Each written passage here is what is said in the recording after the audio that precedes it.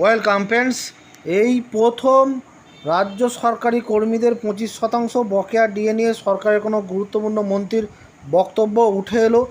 আজকে এই সময় পত্রিকায় এই আপডেটটি উঠে এসেছে। অবশ্যই দেখে রাখুন, ভিডিওটি শেয়ার করুন, চ্যানেলগুলো সাবস্ক্রাইব করুন। দেখুন এখানে কী বলা আছে, আন্দোলনের হুঁশিয়ারি সরকারি কর্মীদের। রাজ্য সরকারি কর্মচারীদের বকেয়া ডিএর 25% মেটানোর জন্য আরও অন্তত 6 মাস সময় চেয়ে শুক্রবারই সুপ্রিম কোর্টে নতুন করে আবেদন করেছে রাজ্য সরকার। আবার সুপ্রিম রায় মেনে নির্দিষ্ট সময়ের মধ্যে বকেয়া ডিএর 25% না মেটানোর জন্য রাজ্যের মুখ্য সচিব ও অর্থ সচিবকে আদালত অবমাননার নোটিশ ধরিয়েছে আন্দোলনকারী সরকারি কর্মচারীরা। এই টানাপোড়েনের মধ্যে এবার ফের জোরদার আন্দোলনের পথে সরকারি কর্মচারীরা। রাজ্য সরকারি কর্মচারীদের সংগঠন সংগ্রামী যৌথ মঞ্চ শনিবার নতুন কর্মসূচির ডাক দিয়েছে। এবারে দেখুন ডিএ নিয়ে কে কী বলছে সেটা ভালো করে দেখে রাখুন।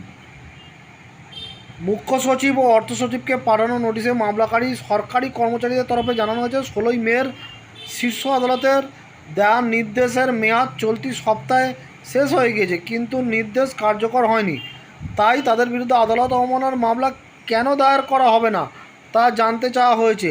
মামলাকারীদের আইনজীবী ফিরদৌস শামীমের বক্তব্য, রাজ্যকে নোটিশ দেওয়া হয়েছে, আগামী সপ্তাহে সুপ্রিম কোর্টে মামলা দায়ের করা হবে। যদিও রাজ্যের অর্থমন্ত্রী চন্দ্রিমা ভট্টাচার্যের পাল্টা বক্তব্য, ইতিমধ্যেই একটি আবেদন আমরা শীর্ষ আদালতে দাখিল করেছি।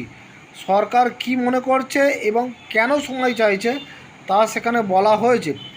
এই অ্যাপ্লিকেশন সুপ্রিম কোর্ট দেখবে, শুনানি হবে। কে অবমাননার মামলা করবে, তাদের যদি অধিকার থাকে তারা নিশ্চয়ই করবে। অবমাননা হয়েছে কি না তা সুপ্রিম কোর্ট দেখবে।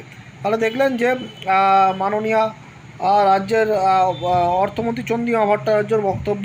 উনি অবশ্যই সুপ্রিম কোর্ট দেখবেন কেন সুপ্রিম কোর্টে অ্যাপ্লিকেশন করেছে রাজ্য, সেই হিসাবে সুপ্রিম কোর্ট কী করে সেই দিকেই তাকিয়ে থাকছেন এবং তার উপরেই ভরসা রাখছেন। এবারে দেখা যাক যে আগামী 4 আগস্ট এই ডিএ মামলা আবার উঠতে চলেছে, সেখানে এই অ্যাপ্লিকেশন গৃহীত হয় না রিজেক্ট হয় সেটাই এখন দেখার। ধন্যবাদ।